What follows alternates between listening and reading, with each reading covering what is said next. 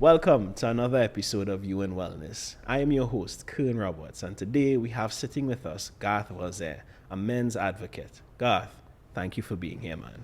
Thank you for having me, sir. Yes, it's been a while. It's a pleasure. So, the Dear Men's Project. But Yes. before we get there, who is Garth Voisin? Someone that's passionate, someone that is purpose-filled, and someone that just wants to be of service. I think if I go into detail about the things I've done, it doesn't really encompass who I am. I think those three things kind of set me on the path that I'm on. Yeah. Yeah. And so where does this passion for service come? And to serve who? I think in general, it's just to be of service. If you look at it from family, friends, I've always been like that. I've always had a passion for things like writing, wellness, mental health stuff. And then growing up in an area where sport was a big part of life, teamwork and working together, partnership, support. And then that kind of fueled the conversation or maybe the thought process of, hey, how could I be of service to other people? And I just decided that I think we have a huge gap or a void when it comes to our Caribbean men and boys. Yeah. So it kind of led me into the path. And so how did the Dear Men's Project start? So the project itself came about because I myself actually went through some stuff, and because I've been a writer for such a long time and most people who could relate to the writing that I would have done, the project was to raise awareness for the time that we go through stuff as men and we're unable to speak about it or to communicate effectively about it. The project is mainly to raise awareness to the issues that men face. And I say men and boys because those are the future men, right? So it really had a start in me sharing some things that I was going through, and the fact that most people could relate to that same thing either in the past or they were going through it right now, or something that they knew that they were about to face at some point. So it's just a matter of raising awareness. It's a matter of having a voice and using the platform or utilizing the platform that I have on social media to be able to get more men comfortable about being vulnerable and not seeing it as a weakness, having more effective communication because we can't read minds. And a lot of times you find that a lot of men stay silent. We have this phrase about suffering in silence. I think that's a choice. And we can expand more on that. But I think that's a choice, and it's a choice that we've been conditioned to think that we have. That's it, just to stay silent. And to be honest with you, UN Wellness started out of an abundance of trauma that I was going through at a particular point in time, and being and wanting to actually speak and be heard, but not just from my opinion, but to actually have people come in, and validate or reject the things and the thoughts that I have had in my mind, and so that birthed UN Wellness, and having you here to be able to trash that's out is basically, yes, man, we're talking the same talk here right now, Yeah, a lot of times it's just a matter of we always feel as though we're so disconnected from people and so isolated when in fact we're actually more connected than we do think. Like there's so much things that we can relate to on different levels, even though we come from different environments. And for men, it's even more difficult because we're already in a society where, especially now, we're in a society where it's easy to be judged. Most men in relationships think that when they say something could be thrown back and used against them. So now you have all those other things where you have somebody like myself or like you sharing something that happened to you, thinking at that point in time maybe you're the only one to realize that we're not. So that's why I enjoy these type of conversations, because of the fact that more people who will pay attention to the conversation that we have and will have could say, hey, I could relate to that. They may not fully understand. Just like I may not fully understand your stuff, you may not fully understand mine. But the relatability is what counts, and that's what connects us as men and as people in general. So where do you see Trinidadian men so far, right now? I mean, that's a very broad question. It is a broad question, and I say Trinbagonian men at the moment are in a state of confusion. And I'll expand on the confusion. We adapt a lot of things that are Americanized in our Caribbean culture in general. And I was having this conversation where I said, let's focus mainly on the Caribbean man and the Caribbean young man, because of the fact that there are so many things that we have to dig so deep to unpack as a Caribbean culture, from the idea of what masculinity looks like here versus somewhere else, from the idea of what it means to be a man in the Caribbean. And people may say, well, isn't it the same as somebody that lives in the States or in the UK? And it's not. No, it's not. It's not. It's a whole different culture. Yeah. And I think that's something that we fail to recognize or to even understand and also appreciate. So for the Trinbagonian man, the reason why I say we're in a part of confused state is because we are constantly trying to figure out stuff, but we don't talk about it, right? As most men do, I would guess, generally. But we're in a state where we're trying to figure it out, but not talk about it, and still portray what the idea of being a Caribbean man is. That's the state of confusion, you know, and it trickles into different things like crime. It trickles into domestic violence. It trickles into stuff like even education. So this is where the awareness has to come up, because we have to have the conversation. We have to start the conversation in order to figure out what's going on. Because we know what the problems are. But within that, how are we here to find the solutions? And what does the solution look like or sound like? So how are Trinbagonian men, and do I dare say Caribbean men, different from American or European men? What kind of similarities, differences do you see, you know, and what are the goals should we be working towards, moving towards? That is a very good question and a very timely question. And I say that because the project has now expanded to Caribbean men everywhere. The differences would be when you go abroad as a man from the Caribbean, you know how different that feels. You're not going into, you're a minority inside of a minority. Yeah. Right? Yeah. That alone in itself is pressure. Then we have already been conditioned as men in general, how to be, not to speak too much, not to say too many things, what could come across aggressive, what could come across misunderstood. So now we're trying to figure out, well, how do I effectively communicate how I feel about something? So generally, yes, vulnerability, all men. That could be considered a weakness. Lack of communication or effective communication could be a weakness. But a Caribbean man comes from a culture where family, regardless of what we may see on the news, family is a big thing. So imagine you leave and you go abroad. It's a different type of culture. You're away from family. That is trauma, if you think about it. True. If you think about adjusting to a different community, right? You being one of the only people or one of few. Versus now when you're in the Caribbean, you're one of many. There's so many different aspects of the Caribbean man that we have to really unpack and understand before we can even group ourselves just as men in general. And I think that's one of the things. People love the Caribbean culture. But are we really enjoying the entertainment part of the Caribbean culture or the educational part of the Caribbean culture? Are we figuring out what the Caribbean man really is, or are we just adapting to wherever we go? You know, if you go to New York, you could tell there's a Brooklyn crew. Yeah. That's, you know, they say that's where all Trinidadians land, New York. But that's because we have a sense of community, you know, or a tribe. That's what we look for. Because we want to be relatable. We want to understand. We want to understand the language, first of all.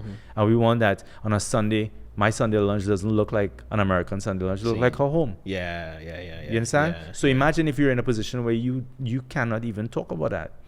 Those are all things that you just have to continue, as we've been conditioned to just keep pushing down. And then it comes to the point where then we come to a breaking point of, I haven't been home in 3 years. I need to go home. And people are like, why you need to go home? A lot of repressed emotion as well. Yeah. And that's a Caribbean man. Yeah. Because it's a different, you know that. You travel differently. You come home will always feel like home. There's an exhale when you come home. Because you're home. You're home. Yeah. You know, and the home is not a place in terms of a house. And a home is being surrounded by family and friends, people you grew up with. And like-mindedness. It's your tribe. So you come back to your tribe. That is the feeling that we as Caribbean men have. And that is something that, if you look at success and all that, sometimes it takes us out of that comfort zone. But then when we get out there, are we able to communicate how we feel about that to our significant others or to our family or friends in that area? So there's a lot. There's a lot. Yeah. Why do you think society is more comfortable, you know, with broken men who aren't able to speak up for themselves or don't even know how to conceptualize or bring it into a sentence to say, listen, I need help? You know, we find that there are lots of spaces and avenues for women to voice their concerns. And a lot of, talk shows and a lot of everything plugs for women, but when a man wants to, bro, I need help, boy, I need to talk, I need an intervention. There's hardly ever any space or any direction or any, you know what, I'm gonna go right here. Why is that like that? The answer that you would normally hear is that the women are creating things for themselves to empower themselves, and that's the normal answer. The answer I will give you today, it is our fault. It is our fault, and it's also our responsibility as men to create these things for them, but it's also the responsibility of the men to understand the importance of it for them. Not them, but us. Well, when I say them, for men. Yeah, right. Because what happens is that, and I talk about this, I've talked about this even up to recently. We create stuff and men don't show up. And when you create stuff for men and not show up, okay, cool. You may say, well, listen, let me reevaluate and let me create some more. You know how that is. You create value, and if you create value, it will come. If you build it, they will come. But it seems that all we've been taught to do as men is to build business, body, and status. That's it. So when you create something for them to come, to empower men are shy away from that type of stuff. So I used to think that it was women that were not in support of men. But it's actually men not in support of men. So you have things like the ego. You have things like competition.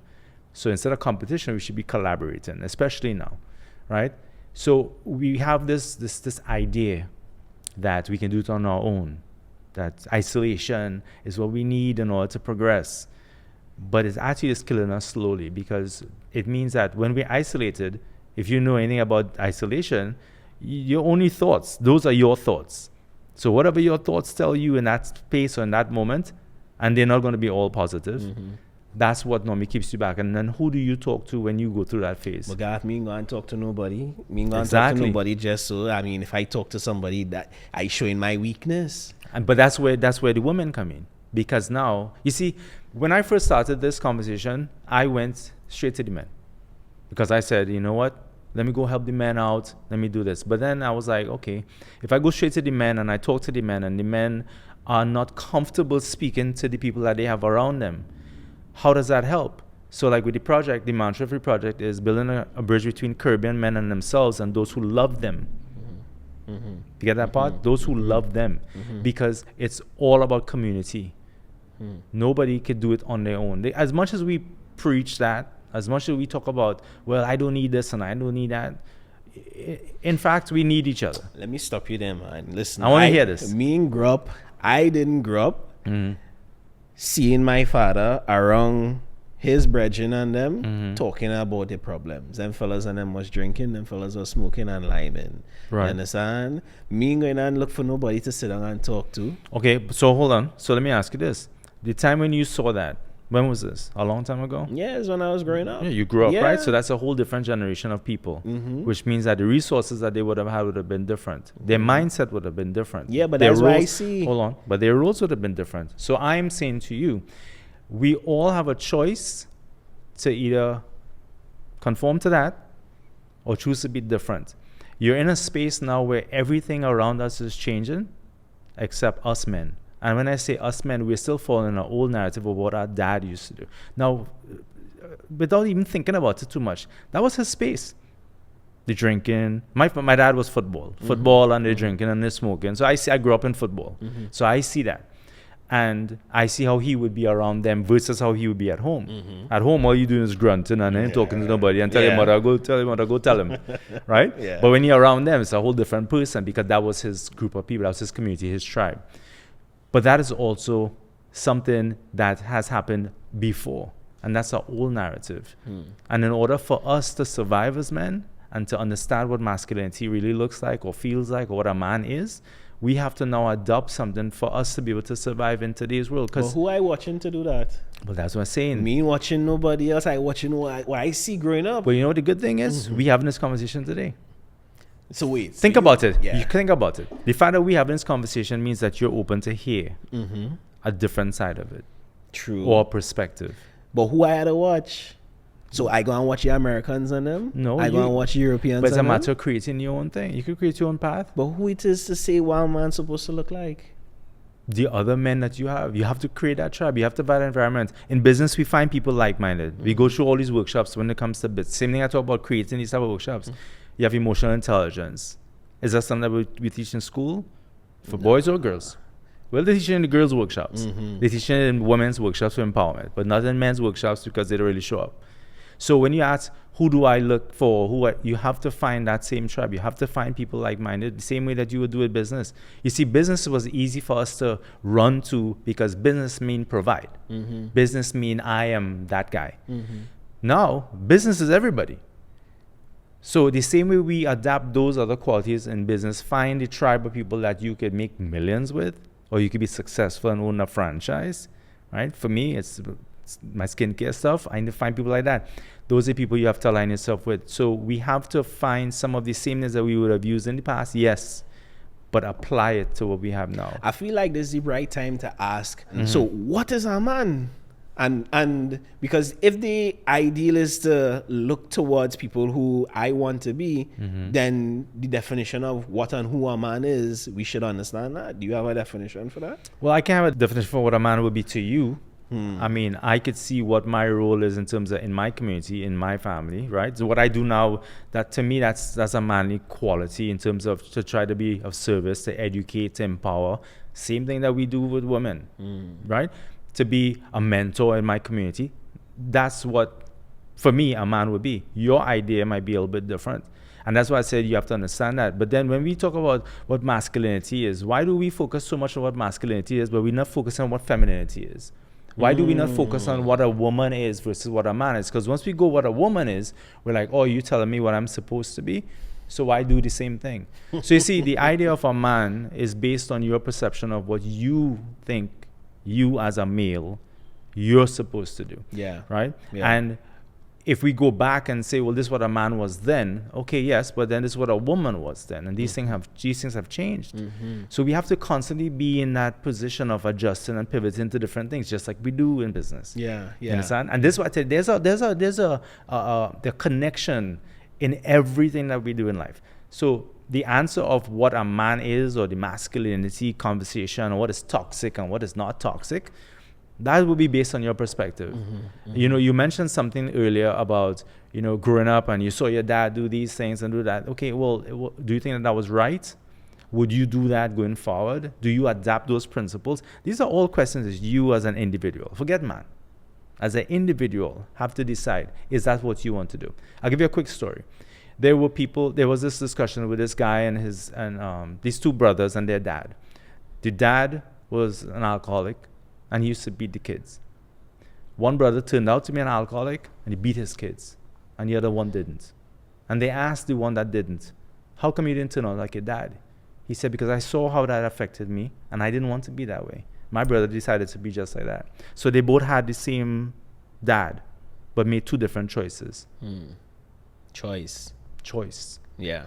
Yeah. You understand? So this narrative of, well, my dad was this way and my dad was that way. These are all examples of what you can or cannot be. That's a choice. When we talk about the project, when we say it's building a bridge between Korean men and themselves and those that love them, the reason why I included women in that conversation is because men, when they isolate themselves, you have this idea of we don't need this and we don't need this. And you're hearing it in the women now talking about we don't need a man. Right? The reason why I say that is because we all need each other. And the reason why I included the women is because if we teach the men how to be effective communicators, who are they communicating to? And when they do learn how to be effective communicators, are the women open to receiving that communication? And how do they know what to look for? Not just receiving it, but not receiving it and not weaponizing it. You know, the weaponizing thing is where they use your feeling against you. I'm saying, if I could communicate to you, hey, listen, I had a bad day, I need 20 minutes. And you understand that 20 minutes is going to make me a better dad or better husband or better boyfriend for the next 5 hours. We continue to talk about things like men could do it this and they heal and they do all these things. But then who's receiving that? Most men are not walking around by themselves. They're in relationships. True. So if we go deal with the men by themselves and the women are not able to understand what they're going through or what they're dealing with, then when they go to the woman, that's when it's weaponized, because now they don't know how to receive that. If you have a woman in a relationship or a partner in a relationship that understands what it looks like, they could identify it. I think there is emotional maturity And emotional intelligence on both sides. And that's why the project cannot be geared just about men alone. And this is why this whole idea, and we'll get flack for this whole idea of this empowerment on one side of it, that's not equality, that's dominance. Explain that for me. Get into that. Okay, if we talk about equality is what? 50-50? Yeah. Okay, so if we only empower women and girls, and we're not empowering boys and men, is that 50-50? Is that equality? Or does that mean one will be more dominant? And not dominance in the sense of I'll take over. It means one will be more dominant regardless. If you put a scale, you do the same thing. So what you have is you have societies saying to men, hey, we need to empower girls and women, but we're not going to teach you how to communicate effectively how you feel. Vulnerability is a weakness. If you say something to your girlfriend, she's going to use it against you. Right? All negatives. But if we empower her, she becomes a better human being. If we empower the young girl, she becomes a better woman. She becomes a better business person. She becomes a better mom. Do you not want to be a better dad? Do you not want to be a better brother, husband, friend, cousin, uncle? But when we empower her, what is she using that for? Who is she using that on? Well, it's not on. She's using it to develop and elevate herself. Because that is what we're promoting. That is the narrative. So this is why I said earlier, when we had the conversation about the workshops for even men and boys, we also have to allow that to be something that we attend. And we see the need for evolution, the need to elevate ourselves, right? Because if it's a partnership, wouldn't that be better to have two elevated people? True. So how can a woman create a safe space for a man to be himself, broken as he is, torn as he is, or healed as he is? I think you are having the idea of creating a safe space, and the only way that a woman will know what a safe space looks like for a man is if a man understands what a safe space looks like for himself and can communicate that to her. In relationships, I've realized from conversation with a lot of men and women, they talk to people from their level of understanding. True. Just like you asked me to expand on something, when we say something, we expect that person to understand from our sense of understanding. And that's why we don't explain stuff. And that's why things get miscommunicated. Because if we explain in a way for them to understand, it's easier. Because then they understand what we're trying to say or how we're trying to say it. But what we find is that a lot of men are just saying it from their form of understanding. But then we say men and women are different.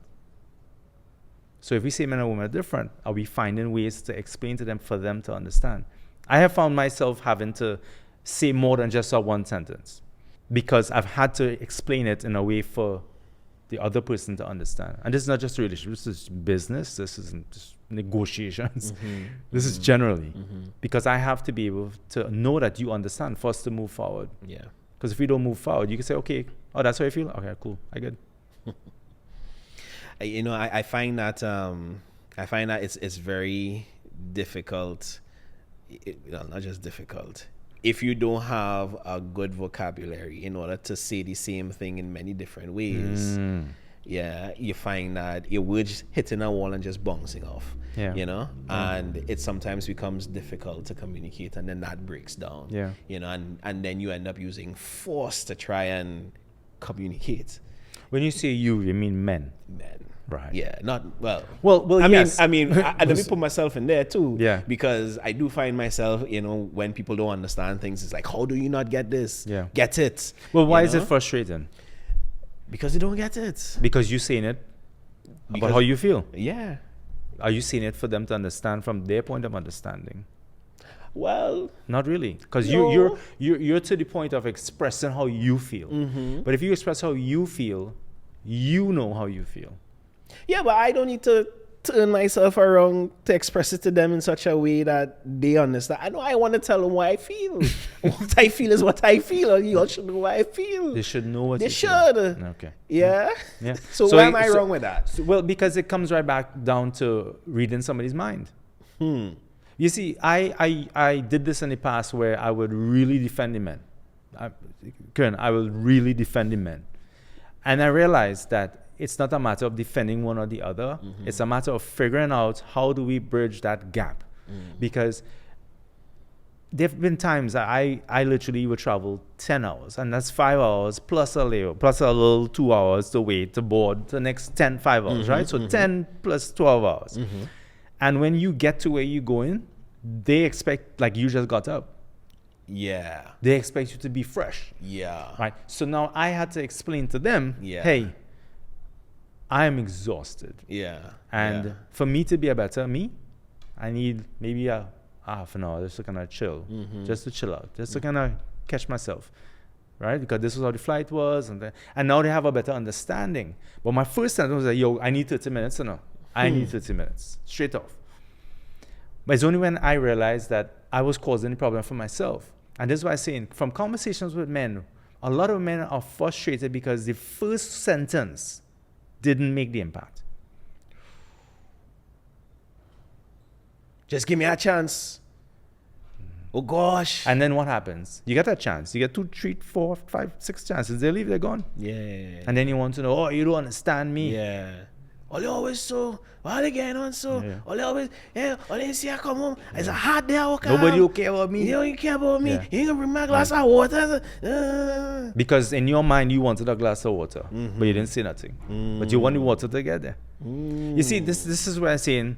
The breakdown initially was the men need help, the men suffer in silence, the men go through all these things. And now I'm not at that point anymore to continue to say, let's sugarcoat this for the men again. Because so that narrative has shifted. It has to shift. Yeah. Because what you realize is that the same thing that we fear happening when it comes to women being empowered so much is the same thing we think about men being disarmed so much.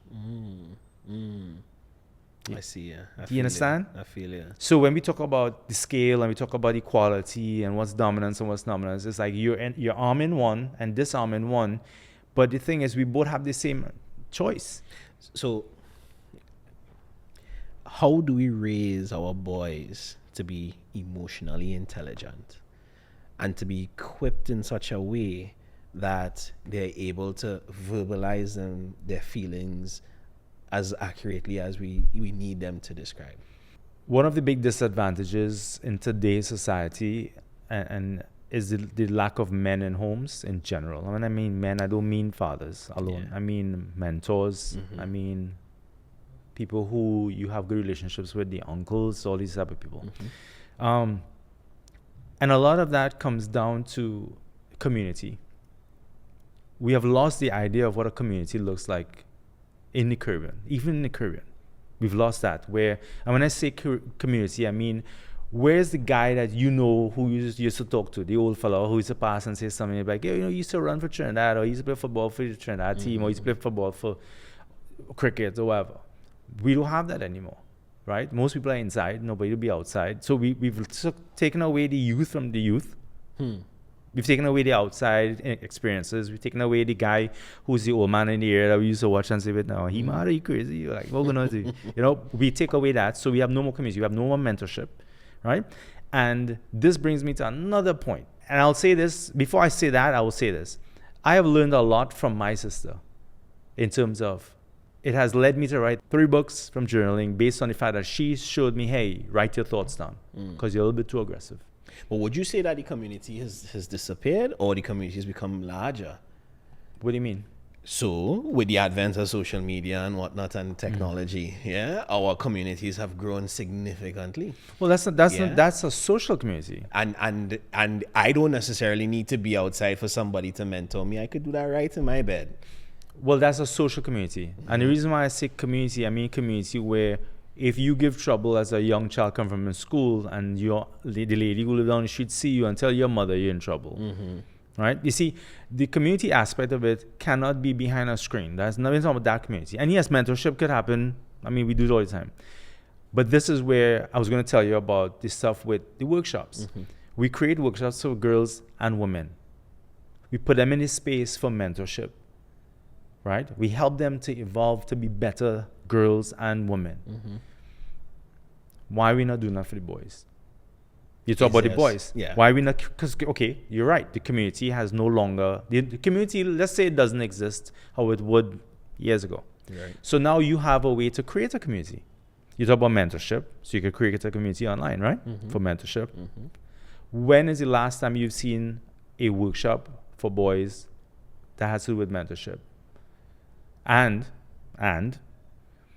do you think that there's more workshops for girls and women versus boys and men? Yeah, so definitely. I mean, I saw one recently with First Citizens Bank. They sponsored one. Awesome. Trinity Boys or something like that. So somewhere down in the east. But they had it. Yeah, they had it. One of my friends was on there as a speaker. Yeah. I myself, I did 3 workshops because I didn't understand why we were doing one-off workshops anymore. Because you can't build a relationship with somebody you met one time. So I did 3 of them back to back. But what I find though, is that you actually have to be in those spaces in order to understand and hear when the workshops are actually coming in. Why? Why? But then, like, I was coming down the road there, and easily I was like, what is it? It's Fibroid Awareness Month, and I was just like, oh wow, okay, so what's it for men to this month? Yeah. So you see, the reason why I bring that up is because it is something that if you're not somebody that really complains a lot, but you observe a lot and you don't say much, you pay attention. I say much, so I will say it. And I will say the fact that there are a lot more workshops for girls and women versus boys and men. However, and I know I will get flack for this, the reason why the majority of the reason why the attendance for boys workshops is not as much as girls, right? And if you disagree, I would love to hear your perspective. Is because when the boy says he doesn't want to attend the workshop to his mom, what does she say? The majority of moms for those type of workshops, if the boy say he doesn't go, they're okay. But when a girl's workshop comes up, it's packed. Girl and mother. Yeah. It's packed because the mom's going with her. She's attending because this is for you to come better. This is for you to evolve. This is for you to elevate yourself as a young woman. But with the boys, a lot of times when the boys have a workshop or they should be attending a certain workshop, they don't go. Because if they tell the mom no, it's for flack. It's favor. I don't want to be mad at me. I don't want to be upset. So you know what? All right, well, okay, we'll find something else. We'll play in sports. So, bring it back. Yeah, man. So, as a single mother, what is the vision for your son you should be creating? Future. It should be what's best for his future. Future as in him alone or him with someone? Evolving first for himself. And then that could lead to all the other things that he wants to do. Because if you understand something with this whole empowerment thing that we have right now, and this whole elevation that we have right now, when the girls go in there, are they going to be evolving for themselves? Yes, first. It has to be. Because we have this idea that's selfish and being, self-centered is bad. No, well, if you can't take care of yourself, you could take care of anybody else. It's like the narrative of point for empty cup. How are you about to do that? If you are not elevated, right, as an individual, how are you able to elevate anybody else? Yeah. How? Yeah. When the girls go in their groups and they have their workshops and the women are in their workshops, it's about empathy. It's about support. It's about, how can we collaborate? When men go into a workshop, it's about competition. It's about ego. And that's the thing. If you're going to have this new generation or the future generation of men, you have to teach them how to work together. How do you disarm that though in the men? It's patience, brother. It's patience, and it has to be consistency. Anybody that knows me knows that word consistency, when it comes to pushing the narrative, it has to be something that we do over time. Because if you invite 10 men and they don't show up and 3 show up, you do 3. Do 3, yeah. And those 3 may tell 2 other people. And so I'll probably jump in here, but what are the dangers of of not supporting a man or a boy in growing up in that way, or not having that vision and saying, listen, I need you to be this way, because if you don't be this way, you're going to be that kind of guy. Well, the alternatives are what we're seeing right now. The alternatives are crime. The alternatives are domestic violence. The alternatives are all those things. Because remember, they would gravitate to what's easier for them to feel a certain type of way. So if they're not getting it here and they go there, and this is why when you look at the communities, we talked about the community earlier, when you look at the community and they say, well, all the kids going into crime or whatever, and they're following the community leader or whoever, whatever the name is now, that's because that's where they see it. And if you talk to anybody that comes from that environment, because we do stuff like that with the young men, even up to recently, we did some stuff like that. And that's where they feel loved. That's where they feel cared for. That's where they feel appreciated. That's where they feel valued. So why would you not go into that direction if there's no other alternative? So if somebody has grown up without being supported, how do you pull them back from that? Or how does one seeing the destructive nature and say, hey, listen, there's better for you here. It has to be a call for your country, and your society and community is based on that. This is what we need. We need that to be something that people take as something that's important. We mean investment from companies, from people, establishments, groups. We need that. The education system. Like there are different ways that we can implement something to make sure that that is something that they have. And I think we do not pay as much attention to it. And that is one of the issues that you're going to have, not just now, but you'll have it in the future. Because there has been a stat recently where in Trinidad and Tobago, a lot more of the boys are dropping out of school. Okay, so what's your alternative after that? You know what I mean? So like, what is the alternative after you drop out of school? And why is it that the boys dropping out of school and the girls staying in school? There's stuff to look at. There's stuff to look at. But are we paying attention? And are we only paying attention when it affects us personally? Yeah. You know what I mean? I understand what you're saying. So yeah. Scientifically, at least I was taught in primary school, that girls develop faster than boys. Maturity, yeah. Yet, we focus more on adding value to girls who are already more matured, in essence, and leave the guys without that backing, without that support. So, because we don't care about them. So are we, as a Caribbean, are we going to continue missing the mark where we've put the emphasis on the ones who, I'm not saying women need less help. What I'm saying is, are we going to continue to miss the mark that men actually need way more support than women do? Because the science backs it up, that they're at least 2 years behind in terms of development mentally. Well, think about this to add to that point.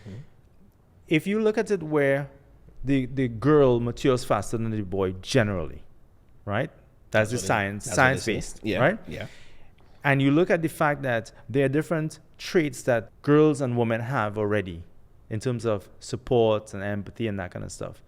And we keep supporting that and adding to that. Yet still we have where men are normally the lone wolf. They don't ride in a bunch of packs, they ride by themselves, or so you have that there. So if they need more support and we're not supporting them and we're adding values to the girls and women, what do we expect from them? What could the expectation be? The expectation wouldn't be much. And once the expectation is not much of them, and we show them that by the way that we're not offering the resources to them, then they feel that and they see that. They're not going to talk about it, but they're going to react. Yeah, but that impacts their emotional state. It has their to. Psyche. It has it to. impacts their self-esteem. And they're not able to express that. Remember that. Yeah. So it leads to so many, the connection, there's so many things that are connected here. And this is why when we have these type of conversations, I really hope that people really listen to what's being said, because it's not a matter of choosing a side, and it's not even a matter of choosing one or the other. It's a matter of how do we connect everybody so that as a country we're better, right?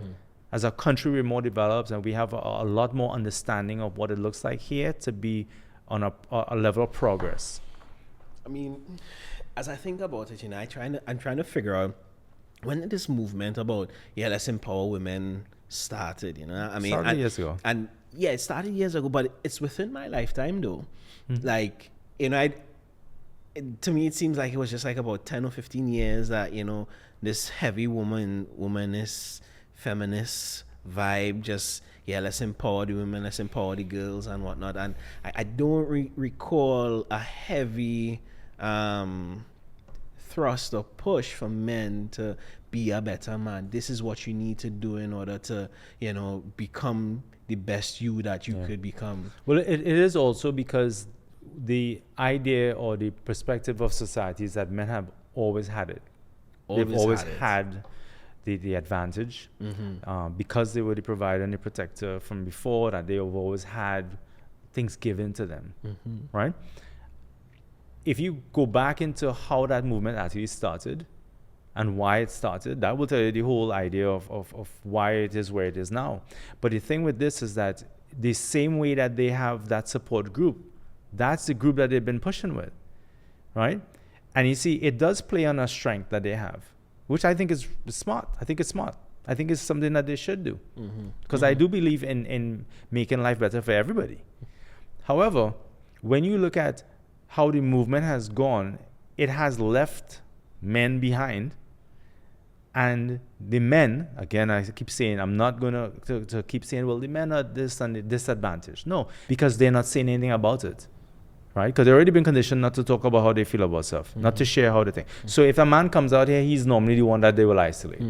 And that alone is not a good thing, right? Yeah.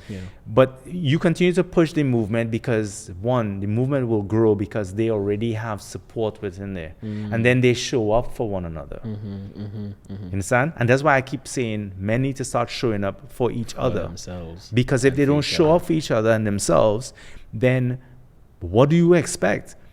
This is not science. This is not like a big math quiz. You see it every single day. Right? And then when we talk about things like suicide and depression, men are going through stuff every single day and just not talking about it. Good example. Something happens with a young girl or woman and she calls her friends. Oh, yeah. It's wrong or right? Yeah. They're like, hey, let's go out. Let's do something. You're going to the bathroom, 2 of them. They're 3 talking. of them. Let's go out Saturday. We have a spa date. But when you come to the men, if I go tell my friend or my partner, hey, I felt this way yesterday, what's the first thing he would tell me? What? You crazy? What you mean? Or, to you? bro, you know how much women they have out there, boy? You let that one woman, boy? Lord. Yeah. Or let's go take a drink. Yeah. So the coping mechanisms are different. They're totally different. Are we coping or just suppressing? Are we our own worst enemies? Yes, we are. We are. And I'm glad that you said it. Because we are. In today's world, we as men, because we do not show up for each other and ourselves, we are our worst enemies. And we cannot blame a group of people who have decided to support each other if we do not support ourselves. But then where does that support come from? I mean, who starts it? Who initiates it? Who pushes it? Men like you and I. Men like you and I.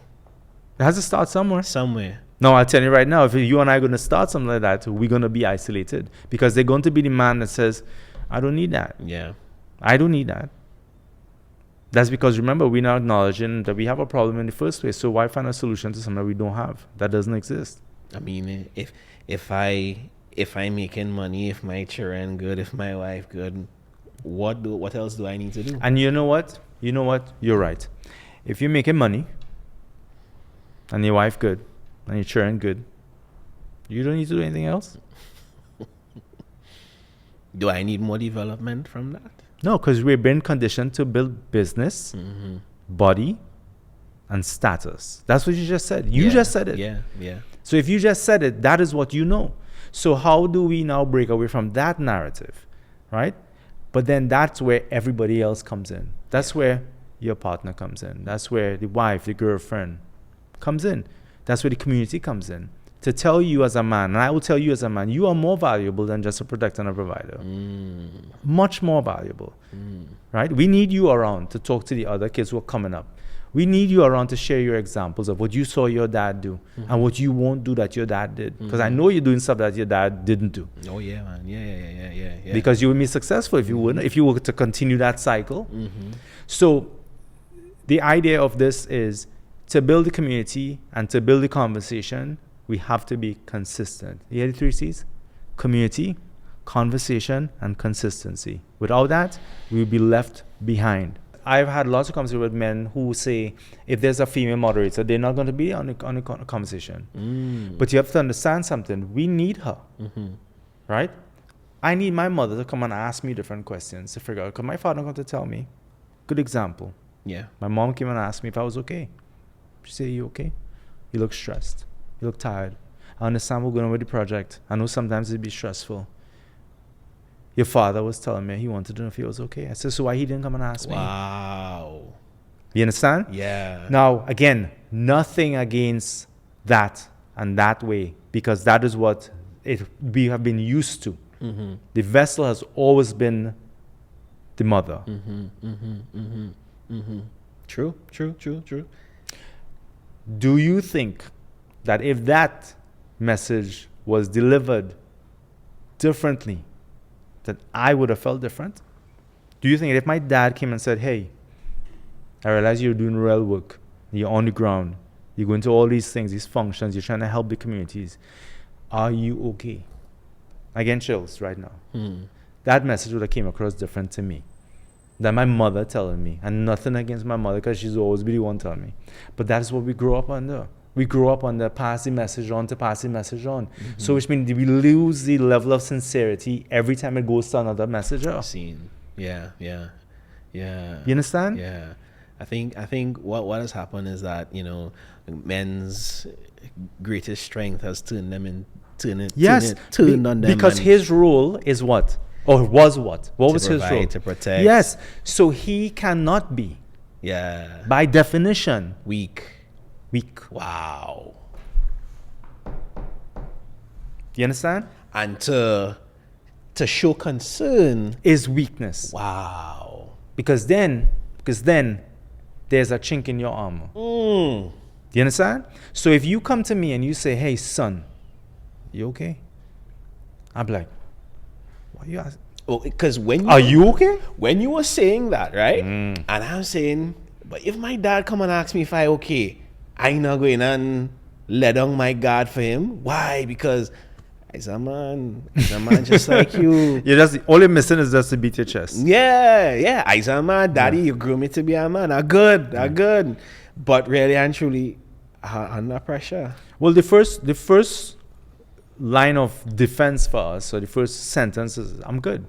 And then what? But if my mother asks me, you tell mommy everything. Mommy, oh God, girl. That's what I do. I do that all the time. Big man. Yeah, big man. Thing, she called, hey, you okay? I had a dream. Yeah. But hear what? There have times she'll call and say, you okay? And I'm like, yes. And I told her, I said, if my father asks you a question, tell me he did. And she been doing that now. So now she calls and say, hey, your father was asking me about it yesterday. Like, which part you are right now? Because they never know who I am. Right? Where? I was like, I hear. Okay, cool. You okay? You good? Yeah, father was asking me yesterday, how the thing going? And I have to explain to her. Because you know what she have to do now? She have to relay the message. Wow. You understand? And this is what we have. And this is what we have to adjust. This is where we now have to be with our young men and say, hey, how you doing? You know what I listened to the other day? I heard this guy made a statement, and he said that if we as men now talk to the young men and we let them see or understand past the strength and the provider, and I'm making all this money, and I have this car, and I have this lifestyle, and we see that there are things that bother them. Like if I saw my dad do that, or if I tell my son, hey, listen, like my son say, Dad, you good? I'm like, boy, pressure. And we talk about it, he is more likely to tell me his issues. True. You see how we open that up there? True. That small step opens that conversation. It doesn't make you less of a man, doesn't make me less of a man, doesn't make him less of a man. It makes us more human. So like, as you say that, my daughter asked me, Dad, how was your day today? And I said, my day was hard. And she's like, what do you mean hard? I'm like, expand. Yeah. And I'm like, okay, come sit down, Let me tell you about how hard it is to crack so a caring. back. Yeah. But you see, this is where I think we're at a point where we have there's a possibility for things to get better. This is the only reason why I'm still at this. Right? Yeah. And the only reason why I say I'm still at this and there's a possibility is because that conversation that you had there, I've seen men have those conversations now with their sons. You see, before we would stop at, I'm good.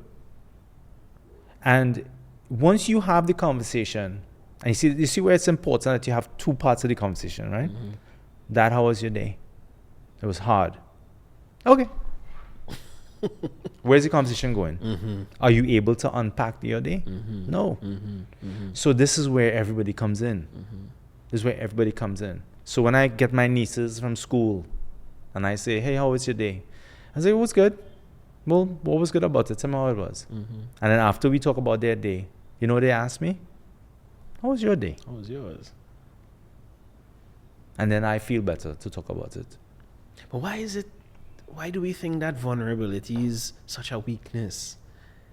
Because we've been conditioned to think so. Because we have the role. Where that come from, boy? You know where that come from? That's the old narrative. That is the role. How do you prove strength, right? If when you come from a long day, a hard day, disappointment, frustration, you now tell the person that is depending on you to be the whole force field for the family, that you have a part they're cracking right now. Wow. They can't fix it for you. How are you supposed to be strong? But again, that's our old narrative, because by the time you get home, she ain't get home yet, she's still at work. Those things changing, all those things are changing.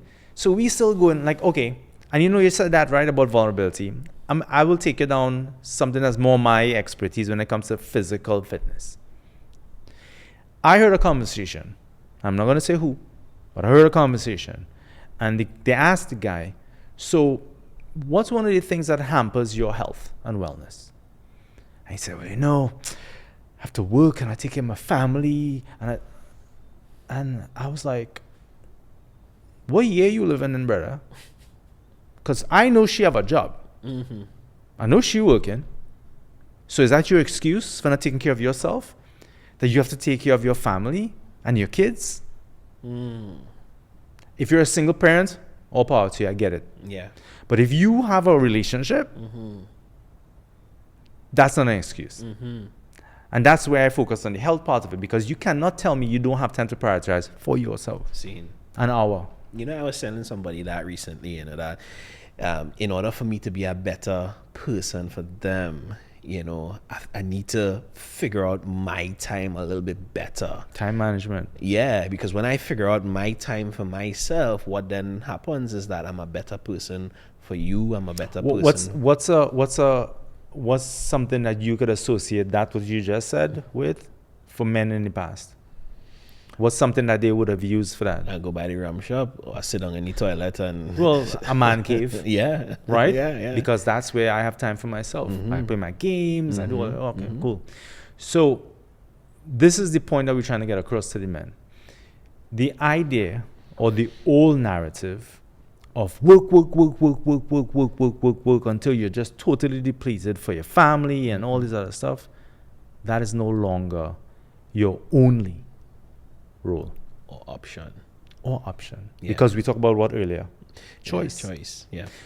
I'm not saying don't. I'm not saying stray away from responsibilities. I'm not saying neglect stuff. I'm saying don't neglect yourself. Have the understanding that there's a part of you that you need to be taken care of. Every other part of this society is doing it. And we are using the old narrative to justify why we are not taking care of ourselves. I mean, ladies, when you look at them, they do their hair, they do their eyelashes, they do their makeup, they do their nails, they do their toes. You know, they get all their treatments done and whatnot. What do men do? You know, I just said that it reminded me of something that happened. I do workshops, so a group of men that I have, right? And I remember taking them on an ATV ride. And taking care of self sometimes means taking care of younger self. That boy that's trapped in there, right? That, you know, the therapist always talk about, oh, heal the younger boy. Okay, cool. And I took them on this ride, and The morning we went up there, I knew it was going to rain. But the ride itself is one of those rides where there's not much, there's trails, but there's this spot that is a straight ride. Just a straight ride, bro. Let loose. Let loose. Let your hair down. Not mine. Straight ride. And on the ride, I have a video clip of them on the ride. And as soon as we hit the ride in the middle of how the bamboo thing is, I hear men go, ooh, let go. Let go like little children on that ride. And these are business owners. These are fitness guys. And they on this ride, letting go in that one moment. And that one moment, you know who had the most fun in that one moment? That little boy inside That of inner them. child. Yeah, boy.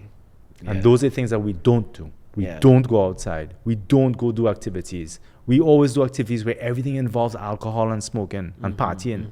We don't do things like getting back to nature. We don't do those things. We don't connect to source anymore.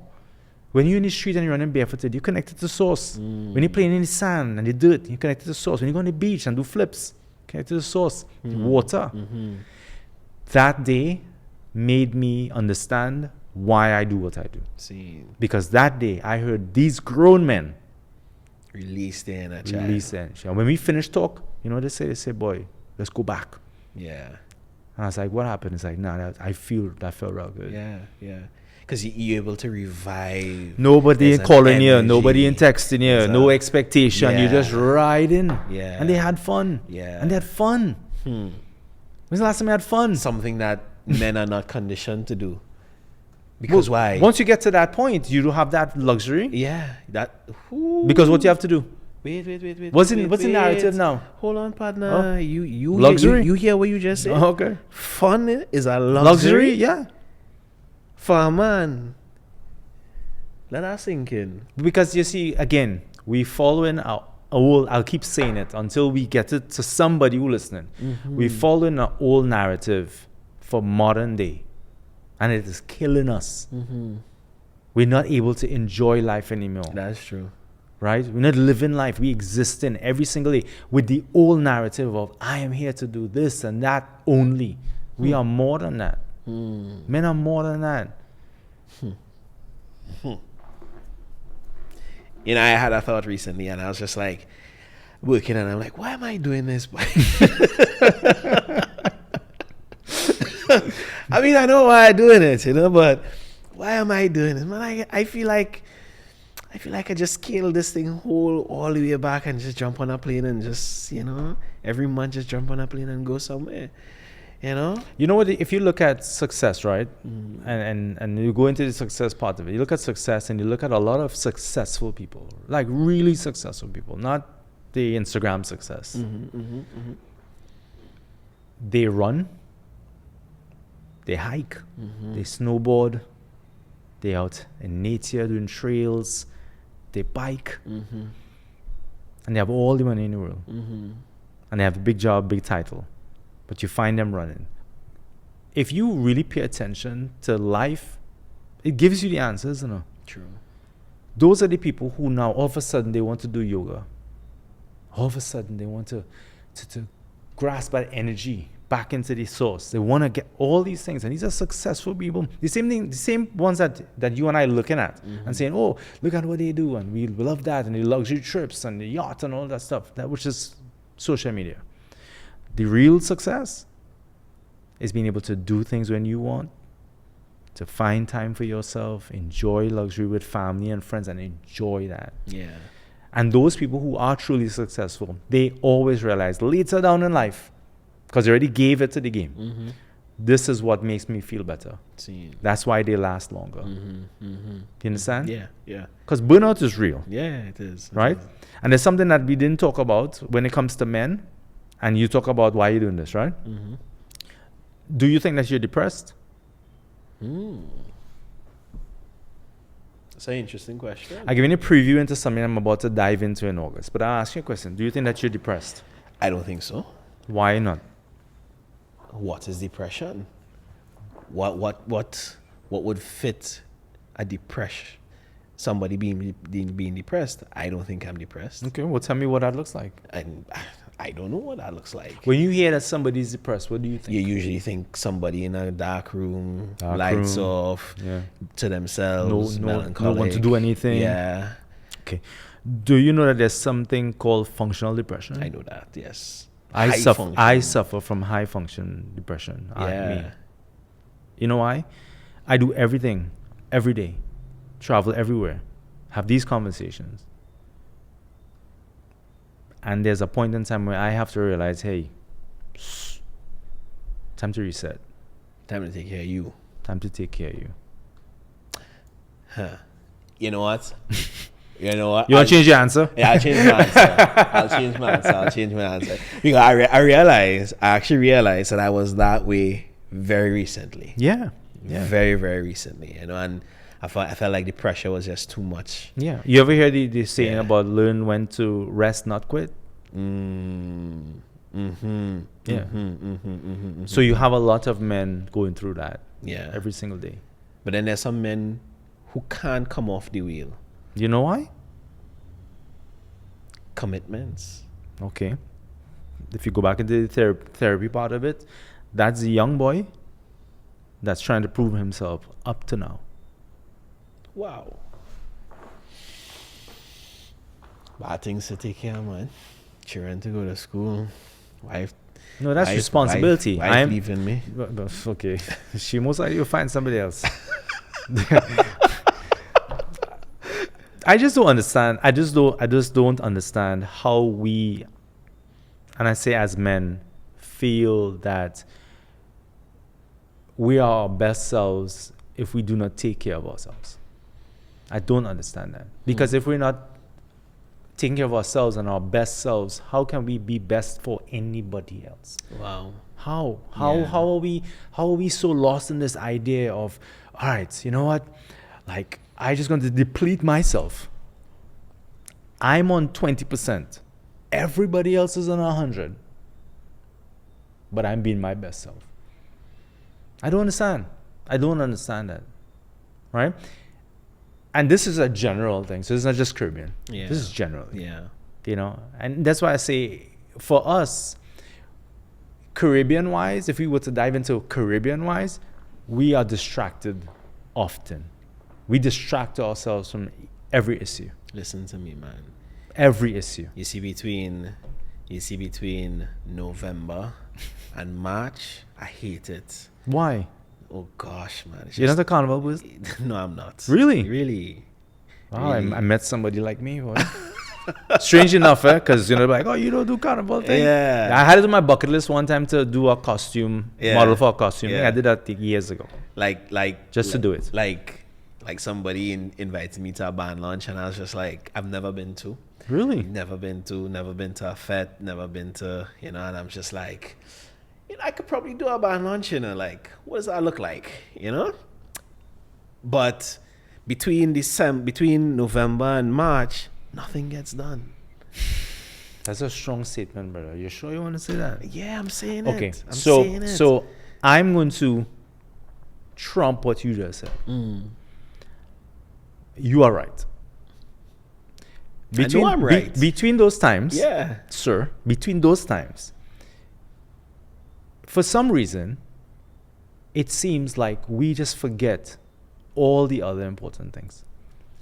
So you know why you said that? Because you run your stuff all year through, correct? Mm-hmm. And there are times like down times, yeah? Mm-hmm. Okay. So I remember I had my book out, and we did a photo shoot for a magazine, and they said to me, we have to wait. Wow. We did shoot. Yeah. But we had to wait. Because the time was here. Yeah. And I feel like I just watched it the other day. I'm watching, this is this week here.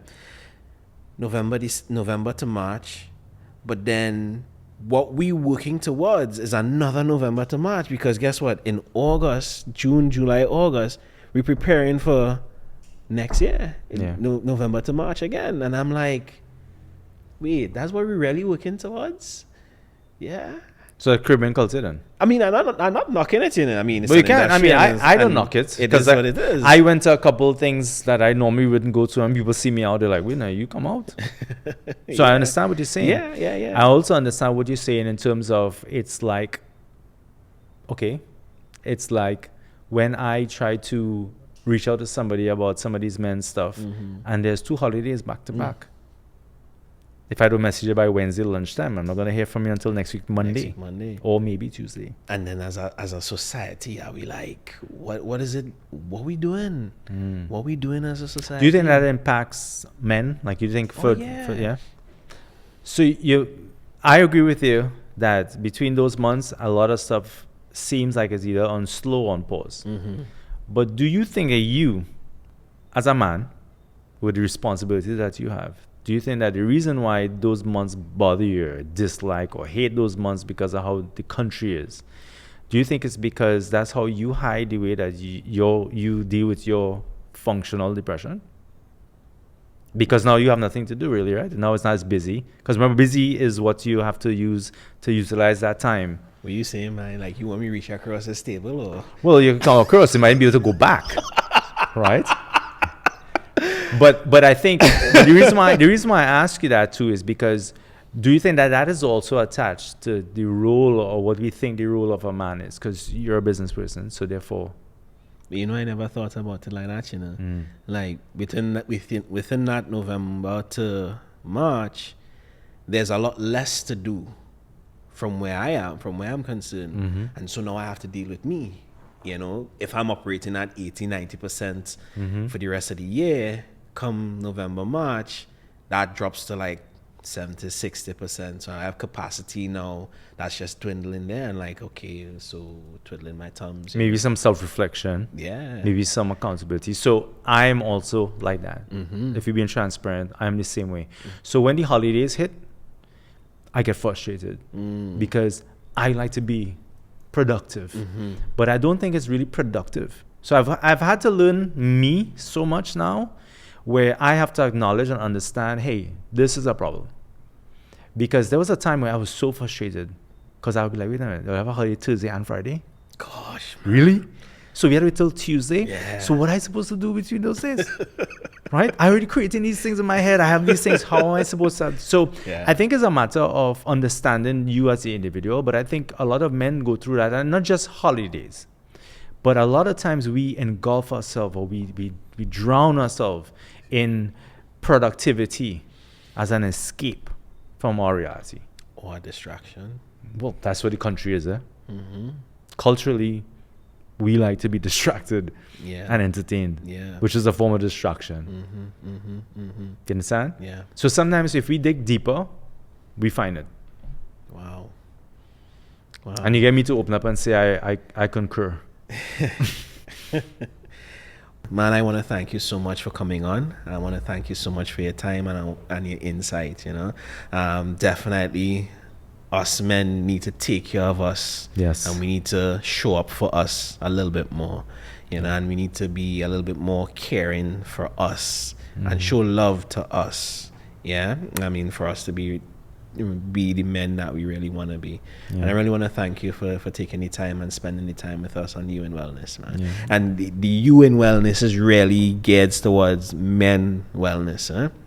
You know, but women could definitely listen to UN Wellness as well and understand what the men go through.